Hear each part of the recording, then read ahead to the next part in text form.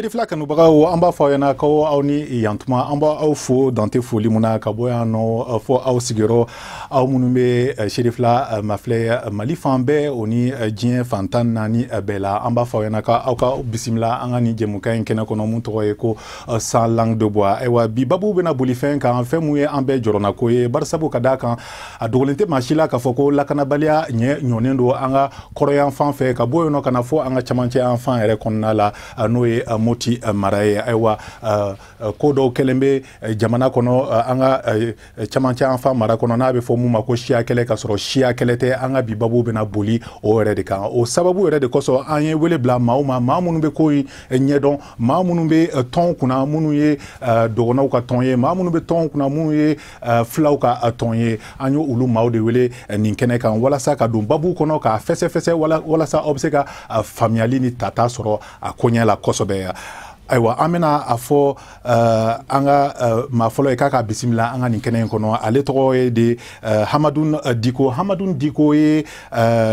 capital pulapo nyema e demsen kunda Hamadun Diko amba fo yena kiki bisimila anga ni jemuka enkene kono. Okay,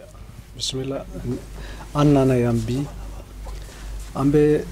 mali ambe fo folo ka téléspectateur fo parce que obe jija ka sigi ka lame kosobe ka pour que ka famu munde be ka ke centre la nala sona ma yani débat ni be ba abe famu ya doni kon soro nala sona o famia na kosobe ambi il faut dans tes folies mona ka bo isigoro kana ansoro ya no fa anga télévision so ba ngono wala saka do ni babu nunu kono anga maflana na mena mo bisimla sa alebe numa fanfe ale to de ko draman yalkuye aywa draman fana ye nyema de demsen kunda ton muto ko jina dogon ton o de ale nyema e demsen kunda draman yalkuye ini yantuma inche ibisimla nga kene kono inche ikakene kosobe torostana alhamdulillah inche ka wolila awele ni che kosobe ambe bola mitla kata nkini enfant fe ka anga ma korodo bisimla ale toy de Hamadoun Bokar Tekete ale jamaje ton nabe fomuma nazarakana ko société civile alo o nyemro danganye aywa Hamadou Bokar Tekete amba fo i danser anga ninkene kono ajaranye nta Hamadou Bokar Tekete me niko jaje malibe bole do jaje Tekete o malibe bole do ibisimla o ayan wele ajaranye mais émission ne ba fu parce que émission ko rete femere ay na nga nyefo ne ka so nyon to ka tala kosobe donc anga kan ka fola kosobe aw ko ya fana akata akake parce que mani mu ko de labi ambo fu ka wole yumando na ya ngi mina ambo fa ya to bindo na ambo fa na la sona na la utala janna na la sona sans langue de bois o ya nazara kan sinonia ata anga to dun kan rela abi foko taka seginte kuma mununa o de sans langue de bois ya anga nikene ko anga mi bi ma laba mo nanna muye ma welele ale to de ko mama sama seku re motikaye ale nyemaye abi fo jekulu mu ma plateforme la nazara kana ko sauvons la région de Mopti anga moti mara lakana oda aleka jekulu intoye mama sama seku i bisimla nga ni jemuka enkene kono. Merci monsieur Jara enche ika kene kosobe nga kene torosina ako wele diaranye mi fuli ka fuli ke Cherifla télé la jël babay téléspectateur bay vraiment fen diaranye ya fo chugumena nga plateforme souvent la raison de Mopti c'est-à-dire Mopti ka kisi plateforme mumna ni beni keliani badia amoti ka nyonche plateforme ni tokoda tenchu wala ko amba aw be fo ka wale nyuma don dante foli muna aw sera ka ansoro anga ni television baso en kono wala saka ni jemuka la wale ya chugo muna e wanyini ngal folo na talike munde kan mbena nyeshi Hamadoun Diko ma comme nya fo chugo muna nga babu damnela ale capital pulako nyema e demsen kunda la wale la manga misemseni munu kumbe abe fo munu mako o senekela ni monikela nyon famia balia o kumbe do ni nyon anche barsabu kadaka e wani bagantara don foroni fon kono o manga misemse nunu kumbe no amse ka don no o sababu nde nana bunya kana ke bibina shia kelemu an kunta do anga jamana kono nu mumbe ka wolo fena mu amse ka foko bingani jugu ni fagali jugu anga jamana chamanche afangono. D'accord, merci Niche. ne bɛ se ka min fɔ n b'a dɔn kɛlɛ mission min bɛ yen o kɔni depuis lawali la an bɛ deli ka sigi ka ɲɔgɔn kuma ka bɛnkan bɛɛ sɔrɔ ka sira sɔrɔ ka min kɛlɛ mission bɛɛ ɲɛnabɔ mais min bɛ sisan Mali yan c'est a tɛmɛna bɛɛ ka hakili la an t'a dɔn mun de bɛ yɛrɛ ye mun de bɛ kɛ centre la parce que règlement de compte bɛ problème misimu e y'a min fɔ o fana a bɛ terroriste bɛ yen fɛn caman de bɛ an tɛ se ka dɔn mun de bɛ se ka mun de bɛ nin kɛ yɛrɛ de quoi mais kɛlɛw misi ninnu tɛ se ka kɛ ko a bɛ fɔ cogo di yɛrɛ bamanankan na a ka gɛlɛn dɔɔnin dɛ bamanankan donc ne bɛ se k'a fɔ dɔrɔn ni a y'a fɛn favoriser ka mɔgɔw ka kɛlɛ a y'a do fara kan mais k'a fɔ ale de ni sababu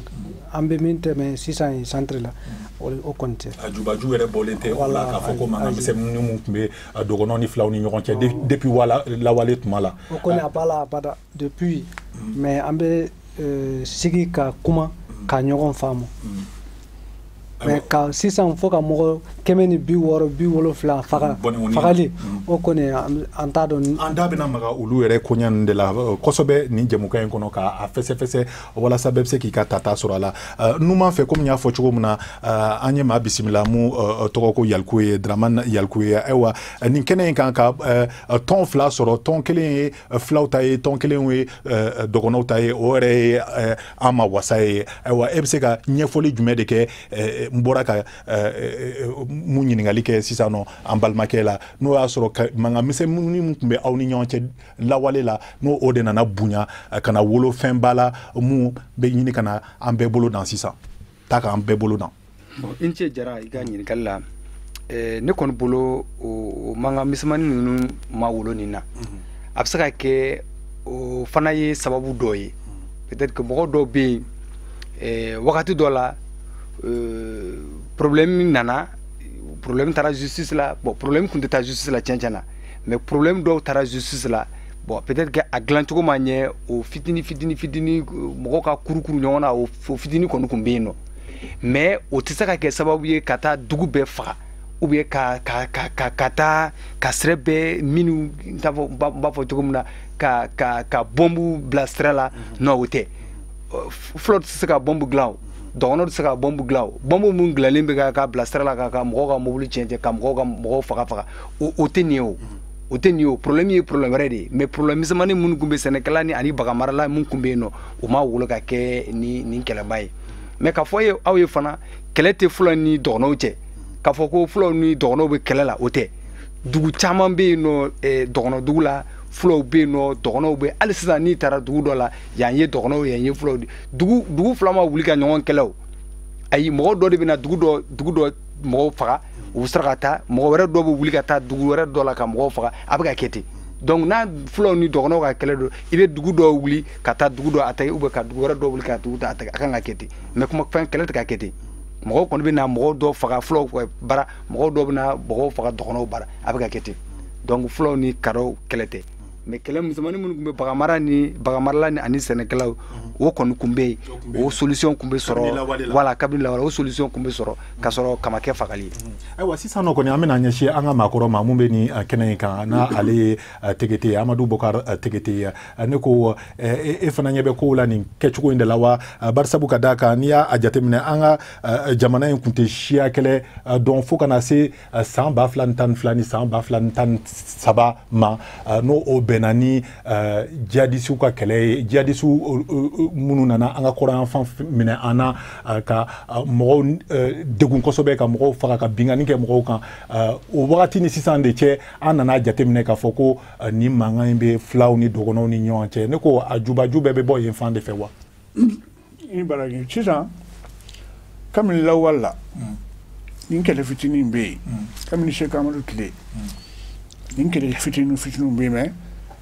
a tɛ se ɲɔgɔn faga ma c'est-à-dire a bɛ kɛ u ye a dilan cogo la filaw b'u tacogo dɔn kadɔw b'u tacogo dɔn bosow b'u tacogo dɔn u ma deli ka kɛlɛ ka se nin yɔrɔ ma sisan an bɛ kɛlɛ min na hakilijugu kɛlɛ de don majugu kele de do majugu de do nanka kana ni fenyante mi nyado anga kanga fonga fonga so anga tikanga ulu de tiku ni ka do wa hakina ta jumaye anga jamana cheni kono parce que wonna no de kama note flow ni kado ka furo imtamananga furo o tede tengere de be wa fon amba ina ala fe anga tiku ye anga se ka yula ka fu jamani ulu se ka tien akien de bu kono akoni kiana parce que ansere da bi amad ka sala nga ante wili utisola amba ini anga se ka nyon famu nunu fla fla ka manga minchi nga bosekela o ere kuna ulu de ne nyana na fara kado ni fla de fla ka bosoke ma pi jotala ulu ka je ka kele o ere ko bade yo ko bade donc aka télévision ayo ko bade ke mais auta da ko bakere na ayo ko bade ke ni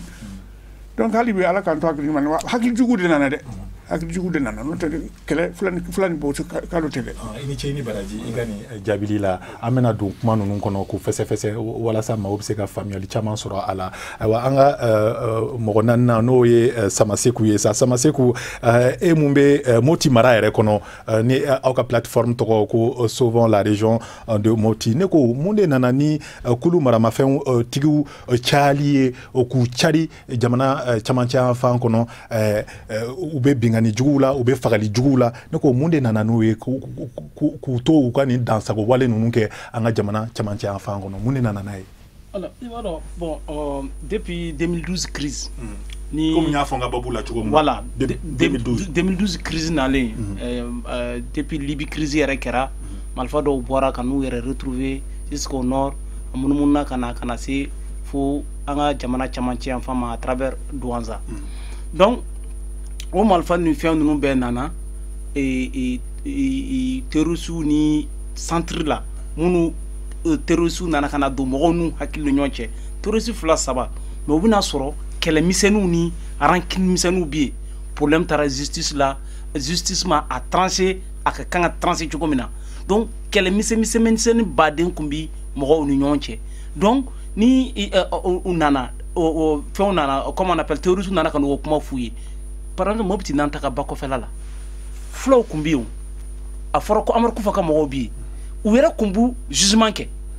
o jugement yere kun kadi mo dowiye bozo daga ku do ku lu yere ba fu ko mo munu biya ku lu yere ka jugement kayeni anga justice parce que au moins ni tara ulu kon bi ala tafo donc o kuma ni misenu nu fe nana kana mo la nyugu jamana la amogo bla jamana contre la jamana tikani kayo jamana tikani kayo to finalement sera ka mo dama na haklu soro ku do terusuna to terusir nana mo jugu nana sanka do ka yoro nyakati yoro fambe mopti fambe sinon ka fo yalkuye biya fenga biya ulu de jeunesse jina dogo jeunesse tabutal pulaku ni mo kele ke zenu de keleke ni mo malfata zende malfata ulu c'est des hommes de paix ou ya fo ou ba fo fa utara ou ka fola kele ti fla ani dogon nyonche mais ibita soro mobti zone yere kono fon problème uti kilen para ni tra jene yan fana ibita soro bozo bi Sénégalais we traditionnel Sénégalais we bambara ni kadodi baga gena we flowy donc mais fon na kana évoluer kado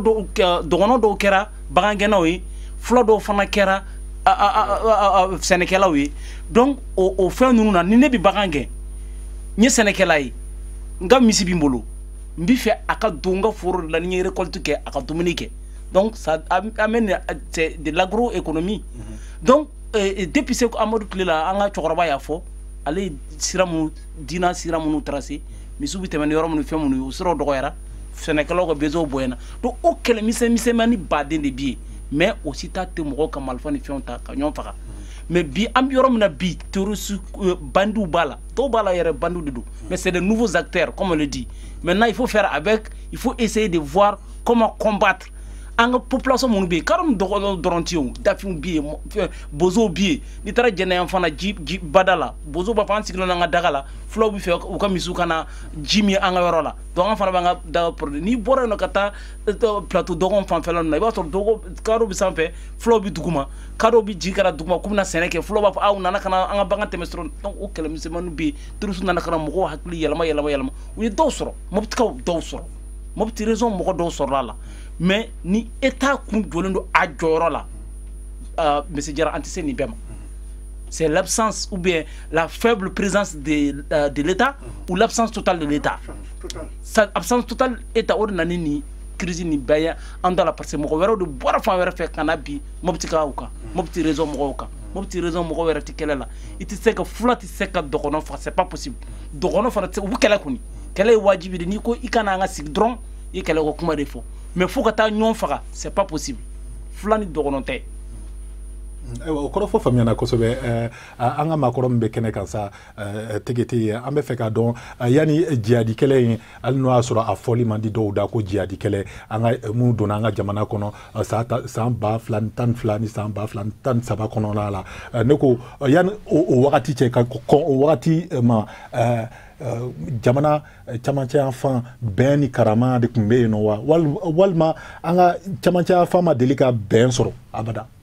Bon, ama deli ka bɛn sɔrɔ an hakilila b'a sɔrɔ a ka kan k'a sɔrɔ cogo min sinon k'a fɔ ko anw yɛrɛ ni ɲɔgɔn cɛ kɛlɛ a ma deli ka kɛ an bɛ bɛn an bɛ ɲɔgɔn denmuso furu e bɛ ne denmuso furu ne bɛ e denmuso furu donc sigi dan y'o ye et puis tɛ taa kadɔ dugu sila ni fulakan tɛ fɔ ye il faut k'an k'o fɔ ɲɔgɔn ye d'abord kadɔ yɛrɛ pour que ka ɲɔgɔn faamu fulakan de fɔ ɲɔgɔn ye kadɔ yɛrɛ n'i taara sanfɛ pour que parce que u ka ca tellement que u ka dugu yɛrɛ tɛ ɲɔgɔn kuma kan mɛn donc fo u ka fulakan de fɔ pour que ka se ka ɲɔgɔn faamu. O bɛ bɛn de ko fɔ. Voilà donc sisan o de bɔra ma vraiment ne kɔni hakilinata ye min yɛrɛ fɛnw bɔra u ka cogo de la nka a kunko a n'a tɔɔrɔ a n'a a ɲɔgɔn halaki o bɛɛ de jamana ma jɔ a jɔyɔrɔ la ye ni jamana jɔra a jɔyɔrɔ la mama e ka place ye nin de ye ka cogo e ka place de ye nin tigɛtɛ e ka place ye nin n'i bɔra n b'a fɔ n ma sɔn a bɛ se ka dilan o mais ni n taara tant que ne ka Diko o taara juge fɛ yen k'a fɔ ko bon a bɛ tan dɔrɔn o ta de ye tiɲɛ o misɛnnin c'est pour que n y'a fɔ n ko règlement de compte de ye fɛn caman kɛ mais règlement de compte nana fɛn nana tɛmɛ règlement de compte kan quoi hakilina mɔgɔw comme ni y'a fɔ cogo min hakilina mɔgɔw dɔw nana n'u ka hakilinataw ye jamana t'aw dɛmɛ an b'aw dɛmɛ e ni ala cɛ o maa min dɔrɔmɛ 20,000 ma deli ka d'a ma si kɔnɔ i y'a wele 1,000,000 d'a ma taa karisa fɛ a t'i fɛ maa min tɛ don o kala a man ca dɛ o ɲɔgɔn caman de kɛra voilà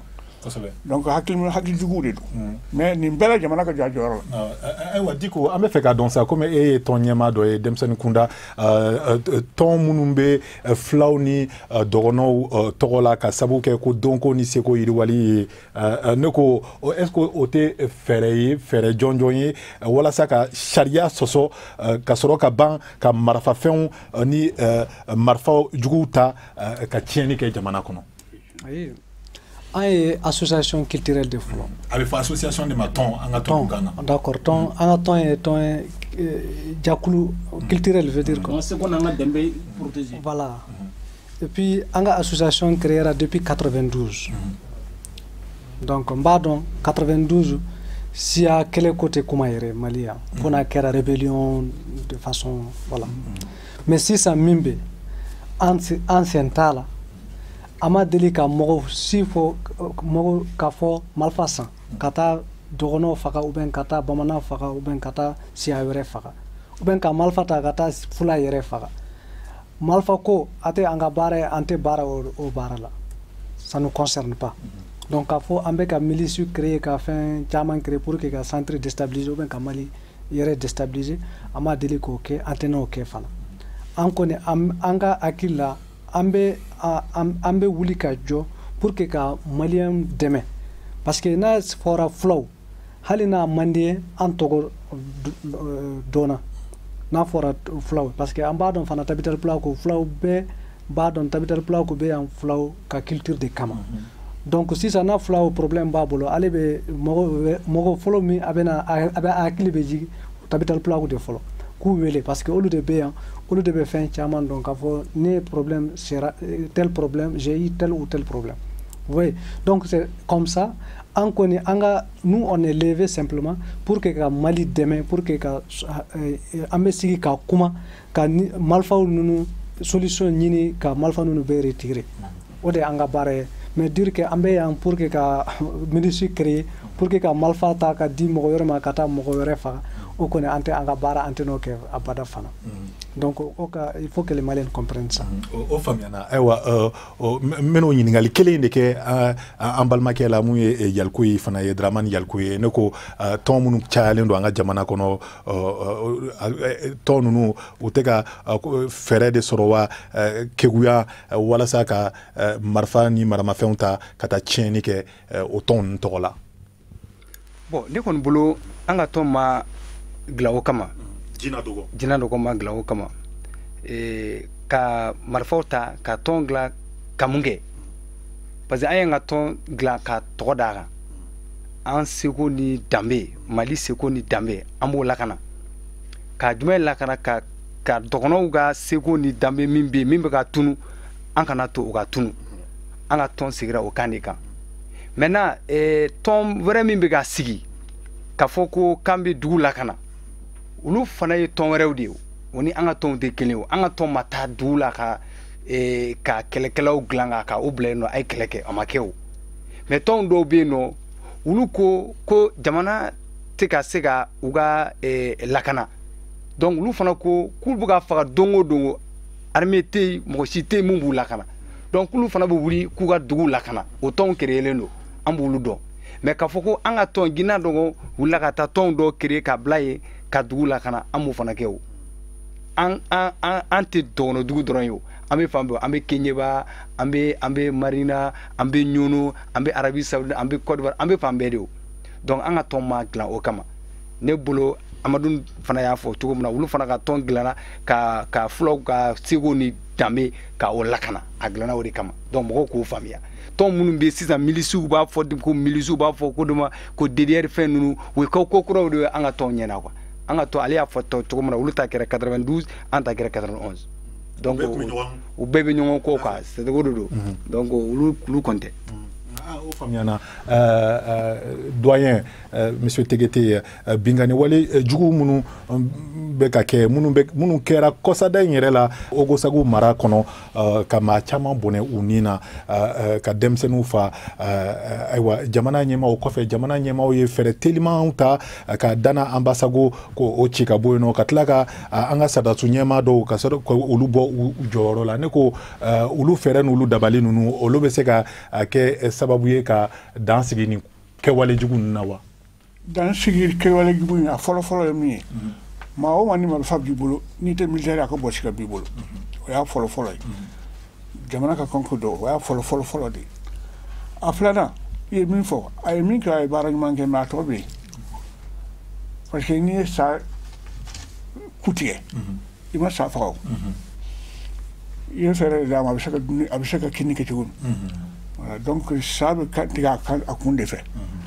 a ye minnu bɔ a ye caman kɛ mais expérience dɔ kɛra Nampala ministre min tun bɛ yen a y'o bɔ yen Chama Ibɛri Kulubali Kidal dɔ kɛra Bois de tun ye ministre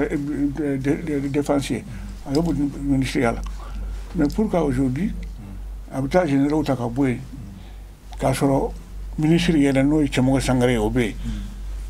Famiyali la fagalu tɛ kelen ye. Nin ka jugu a bɛɛ. Fagalu tɛ kelen ye. mais nin ka jugu a bɛɛ. E bɛ ka misali mun ta o misali o kɛra Sadasu ni ɲɔgɔn cɛ Sadasu bɔnɛna o nin na nin dun na Ogo Sago u taara baga civiliw de ma k'u faga denmisɛnninw b'a la musow b'a la fagali kɛcogow tɛ kelen ye. min kɛra Kidal c'est pas les militaires seulement n ko y'an ka fɛnkɛw de bɛ faga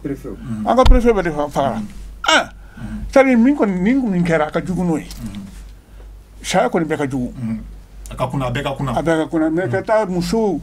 n'u denw muso kɔnɔmaw k'u faga o gɛlɛyara dɛ donc i tɛ se k'a fɔ k'i maa si gɛn ka bɔ fanga na o ko la k'a fɔ i bɛ se ka amnistie wasa parce que i kana ɲinɛ fɛn dɔ kɔ ne bɛ société civile la tiɲɛ don mais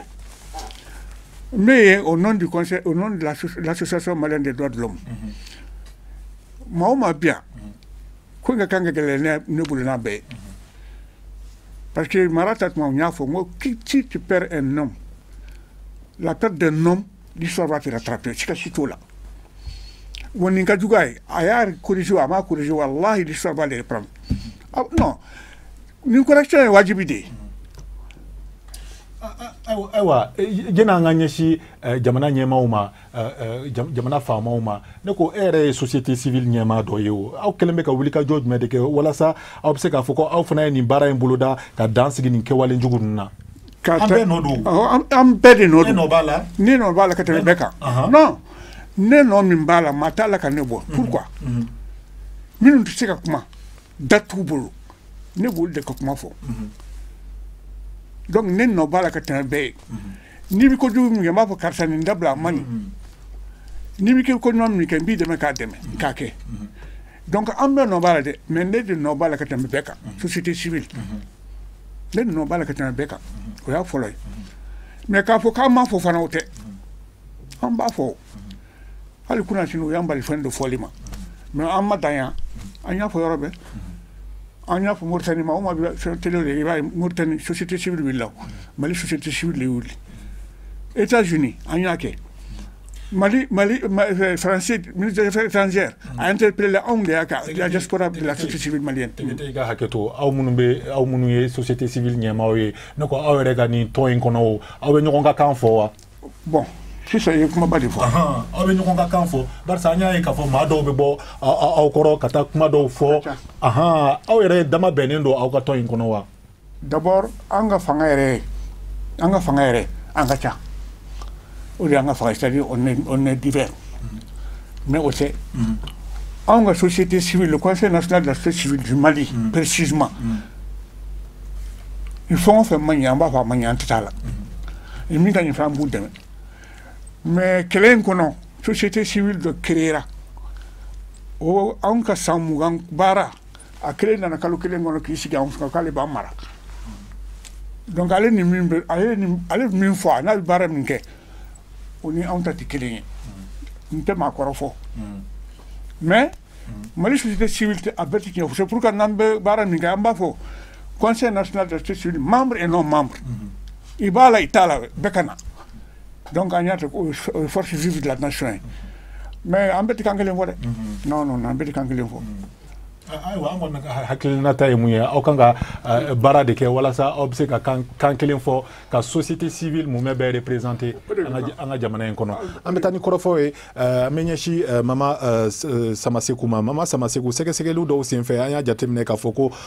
mogo keme duru nyoron boyonko lu de boneno unina de kabini ni jiadi kelen damne na anga koran fan fe fo kana se bima aywa ambese ka adono asoro marteka akoin taka bayelema ka ake shia kele di kosobe barsa nama danfara do ni nyonche comme anya fo chugo na ma fla bebe ano jina dogombe ano capital pulako be ano aw munumbe mopti marakono aw keleme ka wulika George meke wala sa ka danfara do lu fla de voilà donc an wulika jo chamanke mais comme kuma kona na nya fo chugo na mopti crise mbiebi si akokelete ya fo chugo na fara mo do be lu ka tade don fena anga fe dron o mo fana bi lu fana ni fe nunu te ati marsi mais doya ya fo nan pala kera kidal kera doya ya fo de jura fana nga militaire no en somo jura ka ke kolongo fana kera bi kolongo fana kera donc mesure munu tara nunu c'est pas suffisant, ce sont pas des mesures suffisantes. Aux mesures nous c'est qu'à faut par rapport à l'ampleur des dégâts et situation de choco au fin. Mais bi mon petit mara konana pour que ni crise en ce cas famille sera la solution sera là. État joro pas de bi ala. Ambe kuma foka munu kata sampe kana duguma monsieur Jara état joro pas de bala parce que mona état joro bala ni tara yoro mununa fangati foiti groupe d'autodéfense nous ma créé yaramo les ministres là on ma créé yaramo ou ya aidé yal ko ya faka kuma konana moko tie muke kulula kana ou la ko o créé ko bu yar lankana alors que anga ani mubtikawi ani malien wi ñoo de fo any malion sananga kuma jina dogon tabital plaku samaseku bozo ni fait non ambi état nation konana o to corre do wéré sani ka ke sia fion fe ye malien de folo abdamene nodi donc ambe malien di ambi impôt sara pour que jamana kan lakanda mais bi beba do jamana disen ka mopti kaw lakanda o ti galon kuma yo ambo fo lanti stran ko fo o be kan faka su ani clé wa brad ala kan kisama akla fe banata ni jamana tora o bi chogomina mais an mopti ka an mopti di an bi yormana bi an su ko yelendu an du su kun torolendu an taran fe mo ma ni tse ki da do ala ka dobo ni kelena amba nyini fe ki da bo ala ikana na do farak kayito yoro janfe ka fo ko dogonon ye ni ke flow la ou flow ni ke dogonon vraiment amba nyino mo be fo ku dabo mo pitika ni problème nuna ay mo tika dewnde ambi ka réfléchir ambi ka ta halisan état fanfe état de banendo kan lame sunal tabital pula ku jina dogo irgan u ko dossier u kew o dossier u kew u yara tara village o wele ku sigi ka solution proposer mais mon état ta appliqué on yara tara premier ministre rencontrer anya fa solution flé anya papier ke ka dama bi ko mo pitika bela ko bana minoko bala amankene mais antika frake fo tika ke mo bi ka saw yara ma famine amene sen faze dokono bon senekala munu bi seneko masika seneke bagan gena ko bagan a besunyana besigi don ko nyolaje allah ba menake mundi mais ni jamana tura tambrad ala kan kisama ngo swatere mais fo de tibo crisina nan tura tam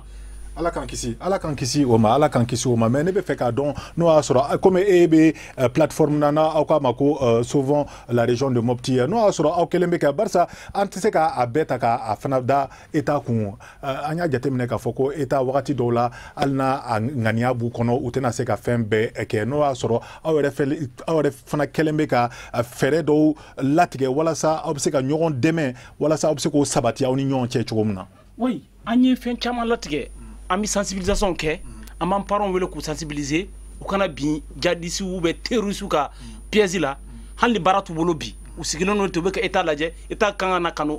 ku de makari conversion ke de pas guide et autres anye marche u ke en sensibilisation ke anye conférence u ke anye fen chama kan tara terrain yere kan ka tar laje mo do on tara terrain yere ka tar laje ko mo bi sena anga mo bi aleru ze upal anga membre do bi alebi abazino se warede atemana zeda temana ka ta fo bankas ka sigi ka talaje ko munu bi abinya folike am sensibilisation mo kana bi piègement mais amba fo état pourquoi amana hal sans man siga mi équation posée am solution ke kama sur 80 là c'est l'état qui doit faire ça mais irganda ni jina dogon tabtal plaku ka document yo mum produit am se ka appliquer muna parce que l'état n'a pas pris. L'État n'a pas pris pour exploiter. Moi, tu sais que sécurité, oui, État de taille. Moi, tu sais que Foucault, société civile, ou bien les associations culturelles, ou les sociétés qui ta sécurité. Non, sécurité, État de taille. État de Kanga Johnny, Jamano sécurité, Jamana de sécurité. Mais l'État m'a dit que Johnny, Jamana de Kono Koseko, ou Timasi Lame, ou que système Kénéke, et va Foucault, État, gouverneur de Sekata Bangas Chogodi. Bi. Sini jura fakali bike eke ko mo relevé ko gouverneur ma relevé bankas ogosagu c'est 13-14 km na atunji kerlu jamana deuna abi anko kuma lame abi jamana den to ko kuma lame ni hala rimer akumba me ka fo attention par ni fin il va sur ni fin prépare depuis longtemps il se kana dugu la kana dugu atateton il va préparer sinon ni fond bike mais fin kera gouverneur bi abora bankas sini unana kana moko keme flak paga obseka ke chugo ko gouverneur kelen bi to an ku fo sisan an sigino an bika la jama fa kany donc on langi ma ça serait très grave en flak ta chugo ni état kun turata ça serait très grave ko population la mais baraka ke jamana ka jo ere ka famille la doyen be feka kuma no ka gouverneur bo ajoro la o de bina ke sababu o de bina ka afura ewa bar kera na soro eta mo banga kuma kame be min fuye hannan bitanga lunde tuguye o kan la mi folo o ka sege anyi min fuye jina do wanga lundo nu bara men ko ka ko mais ngom mago bila mina fen fie ten reçoit ene fem ni ken e bure e de action ne de action ne kata fie ni mago bila parce que fen do bien bok na fie jamana ka hera bala e ka fu bonna nga fo ka ke kalo yere iko ni lame mais ni ma sɔn ka lamɛn dun c'est que i b'an kɛ adamaden de ye i filɛ kɛlɛ min filɛ nin ye société civile mɔgɔw n'a y'a sɔrɔ u b'an lamɛn an filɛ ka na min fɔ o de ye nin o de ye nin o de ye o b'o lamɛn an ka solution o filɛ nin o filɛ nin an t'a f'u ye ten o n ko b'a sɔrɔ an taara duguma de an ni dugumamɔgɔw ye ɲɔgɔn faamu k'a fɔ k'an bɛ t'u fɛ yen mais il refuse de nous recevoir. Il refuse de nous recevoir, c'est ça, il ne faut pas mépriser les gens. Quand on a fatoué, quand on a fait on dit que tu es qui blaye, on dit que tu es blaye. Quelle que soit ta place, on dit blaye. On est malien, au Famiana. Diko, est-ce que tu as dit Famiana, ni Koinkawa, Barça, comment on connaît Amadou Koufaka, comment Bora, qu'on a consommé, Wako Machama, Flau Chama, Toura, Amadou Koufa, non fait. Ni familial ke ko na ebsega o donya fayana o kokano o de fana tara wolo ni kele bambali ni fagali juguna dogono ni flaw ni ñoanche bon c'est ça o sagu fagali ambe badon o sagu se trouve à 13 km de Bankas armée fana B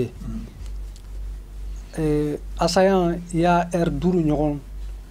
de ke dugu kɔnɔna ka mɔgɔ faga ka so bin ka jeni kɛ ka do kantigɛ ka kongolo ta ka fili kɔlɔn kɔnɔ o bɛɛ kɛra 13 km hali a sen na dans 30 minutes bɛ se ka taa ka lajɛ mun de bɛ ka kɛ yan armée ma bouger milice mun bɛ ka yan sécuriser o ma ta n'a ale tɛ ale ma ta ka lajɛ mɔgɔ sugu jumɛn de bɛ ka faga mɔgɔ sugu jumɛn de bɛ nin baara kɛ l'État malien, l'armée malienne a sévaré. Olu bolo avion B, mobile B, Bankas sévaré, c'est maximum 90 kg ou 100 et quelques, maximum. 70. 60, vous voyez. Oma wuli kata kalaje monde B, alors qu'il y a alerte depuis. Olu be sega ta ka don jume de bekake. Jume moko suku jume de beka civil faga, surtout civil, parce que l'enfant le moins âgé avait 10 jours. C'est un nourrisson de 10 jours. Et le plus vieux avait 103 ans. Chef de village, aya faga, olu ya faga ka fois la bo, katana. Donc, c'est ça, là si vous voulez. Aya ambe de sukun kami diko. Voilà, mais c'est ça. Antena sega o ko jajugu no ka fo kambe kuma olu ka. Abe nebena se Hamadou Koufa kamala. Be bado Hamadou Koufa terroriste nunu ka mode opératoire. Nte ni barala be badon olu ka mode opératoire yerete teninka donc Hamadou Koufa vara aya fo 600 parce que nya réseaux sociaux kan ko olu demena flow ka vanze ils ont dit ça mais ne bolo ale de ya ma flow mi ya flow faga ale ere de kera ma flow mu ya flow faga mu ya flow faga parce que dia dessous de ya flow faga folo chef du village fagara maire chama fagara notabilité chaman fagara do bolila kana bamako ya kasigi obesiran kata so la yere sisa olu ba fe ka problème ni nyagami e be nama jija problème abina ke ambolo fenwerede parce que depuis adamina wati moko ya fo Hamadou Koufa kama flow be jihadisu nunu afora ya aya conférence ke aya manifestation ke bourse de travail ka fo ay flow bete djihadishu parce que djihadishu bete teme ma ba fla ou ben comme ça 2000 personnes par exemple ou 3000 alors que flow be kachan 3 millions maliens donc flow bete c'est que djihadishu flow bete djihadishu si ça na Hamadou Koufa ya dofo ka malien ko ta série là abna fo Hamadou Koufa ya flow ka défense ta donc flow be kera Hamadou Koufa ka mogode nama jija donc amalgam ne ambe jija ka ale boye ko note problème te se ka nyano boko donc ambe jija wo aywa mbe nyashi yalkuwe fana ma yalkuwe o nyini ngali kele ndu e fana fe aw bisika o kele meka wulika George Medeke wala saka jira mo wala ko ni koy shia kele fanchite bon ambe ka wulika George mun ke wulika George kwa cha comme sama sigi afo chukum na gina dogo ni capital plug na ni irganda an sigira ka baradoke bara mun togo wala ko memorandum wo memorandum kono na problème na chukumna problème ka ke chukumna solution yi jumay jonne kanga munke ay wo be saba kono ay kal woro de ke ka wo barake wo barami kera ka di président ma ka di président des institutions ma ka di ministre ma quoi ay bara do ke ay mo wole sogana problème be tugumna ulu de ba don ulu ya fo en fana mi yano haglema wi ay barake vraiment en kon haglela problème be ni tugola anga solution ni tugola ay oduma ani tabatal plug fin o fin mi manake dono du fan fela la parce que problème yi dono ni flow be dono du fan fela la mangambe unu nyonjew mais flow ni yoro fana be no mo munu te dono ulu fana be mangambe mais amu yo jina dogo yi ambe min do ambo de traité donc ay wo barake ka duma ola ani tabatal plug mo alina problème fitini manake dugu dola ambe sigiri ka barake nyongo fe généralement anga mission nunu bebe ke mission fladi kuma dola ambe dowere faraga ambe bozo faraga kuma dola ambe numu faraga pour que akana ke gina dogone akana ke tabdal flog ka bare donc angon willendo ka foko ni problème mbe no dogono ni ka fin flog ka problème te problème munu do fin torba ye tamon fala problème munu do antachidon ne donc au delà angon pour ambe ta yoro mina anga hagli sigi anga hagli jagabo ka do dugu ga ferela ka soro ka foko ko ani fulo ni ani dogono do nyona ango bo a haglela ambo baradila mais ko do kera ye question pour doyen fin torban kuna e ne haglela ka gouverneur fin ka ministre de fin ka comment on appelle ça chef d'état major nous wili ka soro ka e tondo ka ci ambulo auto solution ye solution ye agu be farangonga ka yoro nu lakana ka usigi mangam fitini minun kera awnu nyonche akara tugodi alo nubo nyongon neni alo nubo nyongon bugo abe dan don kelin club la clé sabango donc bebe tien fo no tien fo na dugu la khana ndo e anga fini tugu nu fe marfa te soro mo shibolo marfa be soro mo mbolo marfa be minawlaw donc marfa munu ye marfa ta kumna obu kundo donc nu kunte marfa bla kuntalaw parce que marfa bla anga tien fo parce que ulu ko mo do derrière la ko niga do derrière la ko marfa ka ke bolo wo ko jugude voilà wo ko jugude parce que ni ko kika do derrière la ko marfa to bolo jeune flani baratu bolo jeune ra dobe no bo mo ngara kata do nu kulunu nuna parce que ni ko marfa ko bo marfa nyini to wara ke marfa chara o yoro la o chodla donc angon bolo marfa nunu vraiment kugo mina nyono mais pour que ga marfa nunu ka ton beji kulu re ka se yoro na ka soro ka dugula kana parce que mo munu be flow faga mo munu be dono faga o mo kelon do o famiana aywa ne balmaw anga wakati sebe korot akatelin kosobe abi kolombe yene kana se chenchenka nga jina nga nkodo nyogona ne be feka don teliala ko kan jamana o chamanga jatemino ya jira ka foko a nama anfarati nama koloshi koni anga jamana bain d'Afri tola ede aywa munde be seka ke 600 wala sa kani kobe dabla wala sa ka fusiri ni bembalia nini fagali jugu ni bingani wale nunu ka fusiga abela ko OK 600 doyen e seka kuma jume fo ka ke ka kuma laban wala na akina tayemi fami be ke 500 ka do du ko malfa be ma o ma bulu aka boisa na ni armete malfa bi ma bula ka bosi nati almi dronte et puis anga nyemogo ani anwiro anga dala ko mali matina la onko on de badla ala kila ya fur ika jamana ka ki jamana fe o eli mania dole o sabe ma anga kanga jamana fe anga na kemo fe nanga kanga jamana fe nanskara kanga jamana fe jamana nyama usona ka tukanko anga seka jamana dila ambe kisinota ama kisile kam ni ala mali da mabin kan bo mali be duguma da po ne bi silenga kuma e fe parce que mboto san nga se gudron dala dal nu tempa parce que aba ko be kuma kono insécurité be kuma insécurité be mo ko ni robe insécurité me be mo ka ti yorashi halam seka ta misirla la preuve mo angal man fa amunu ye misiri tagalaw ye sa aw de be wuli ka duwawu ke kosobe jamana ye wala sa jamana be se ka tanga ali san cogo muna o te wa bawana do ko nema ko anya ala toro delila kanga fara ala ko yere de nod aywa o famiana ali san ala ka malikisi mama samaseku kuma labana munde be se ka ke 600 wala sa kanga jamana ye tanga la kanga jamana tanga ça de mum se ka ke 100 problème be muna ça dire mobti insécurité pas de billets donc solution de bini solution nous fera gouvernement ou ba kalama par c'est des solutions simples mo ta donc faut ni ka émission wéré yi gouvernement mo wéré soro anana kana expliquer pourquoi bête désarmée. Parce que voilà, il faut que ou ka fanye anti-militaire peut-être il va sur galawera ou ba kono anti-mundo, mais pour que solution à que amina na am conférence colloque forum réunion assemblée amina a badenke atna na fo nye tanke ni malfatigi kelembi dugu kono abi befaga. Donc malfa de bi minaka bo pebulu malfa bi to anga sora su drone bulu ni malfa di mo mamti guerre sara ali guerre sara bala mo ko dim sen fitinu fakaw. Donc munu malfa mana minaka bo bebulu wati muna am soro kana si ka kuma bebita wa continuer mo justice de ça mon fille ya mo ko te ka pardon te ka ki to si de la justice make. Voilà, il faut que justice de ka cleaner de ka fo aka fo akar sa ko inkera azizra e jobala e jot après ni yal ku e biseka yafa abi yafa ni diko bi son yafa ma abi son yafa ma mais ka vulite no ka fo kanga nyon danyon ka pardon fe ok amano a en pleine étape mais a bebdam de muyi mopti mara konana les zones de conflit ça de quelle banque boyoromna comme Koro comme Bankas katse Bayangara base militaire ou kasigi bataillon tere bataillon te par terroriste nous ni bataillon kon sigi kono kon iba fiye fen ou ka base militaire yere sigi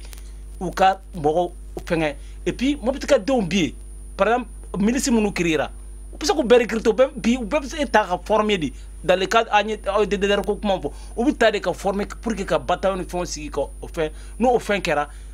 parce que kelen ya soro mo funfune no nyonkoro donc ay do fara keleka mo kelen ya soro mo ni neni blala nyona aka misi donanga furu la nga misi interna jisi la uya jiji amanye mfune no nsigilendo den fana ko do kera aya soro mo funfune no nyonkoro. Donc maintenant pour que kelen ka ba o funfunu misen fe no ka be ka appliquer start pastoral lo jamana yer taxi di abi ou ka abo ka appliquer tranquillement flow buka barake parti bi fly misigana fly sénégalais dogonay misigana dogonay sénégalais voilà kolofo famiana ini cheni baraji mama samasiku aywa wakati ko ni sebe corona sa diko ni yalkuwe telia la obseka kuma kunche la bank de fo ka jira maula ka fo aw munuye flow ka ton mu capital pula ko e mun fana e dogona ka ton mu jina dogo en ka fo ko ben sabatile me aw ni ñogonte aw ko ke kuma kunche la ban e jina ngan ko do ñogona dona si ça pour que ka pek segi kana ameje ka milisu be boye folo na o bora armée de BAC anga sécurité ta milice muma son ka malfabla abe combattu c'est clair parce que le sega substituer armée malila donc c'est tout initié balaji yalkoy teliala ibsega ne kon bolo vraiment anga bolo di ñongoma o de ga gele si ça fait munun kera olu kera min be sisan anye min ye an kana o ɲɔgɔnna ye tuguni pour que an kana o ɲɔgɔnna ye tuguni an be bolo di ɲɔgɔn ma di k'a fɔ ko bɛɛ k'a fɔ ko kan ka taa bɛɛ la sinon dɔw ka wuli k'a fɔ ko nin kɛra an ka kɛta dɔw ko nin ka u hakili sigi tɔw b'a fɔ de ma preuve de retenue voilà. Oni baraji e Draman yalkoye ton mun to ko jina dogon o nyema e demseni kunda wa angani kenen ka mama fana kuma ambolo mama samaseku ale nyema e abefo jekulum mako sauvant la région de Mopti wa ma fana kuma ambolo anga bi ma welele Amadou diko ale ton nyema e mu e capital pulako demseni kunda e oni anga makoro mun fana pembe kenekan muye Amadou Bokar Tegete amba fo be au beniche au ni baraji ka bo au sigoro kana ansoro ya no anga ni television so ba ngono wala saka ni jemu kay la wala ambe jega do ke anga jamana ya alisa ambalma Cherifla kan baga ni ne fana be danse ki bitala sa amba fo na au fana ni che au ni baraji ambe chien were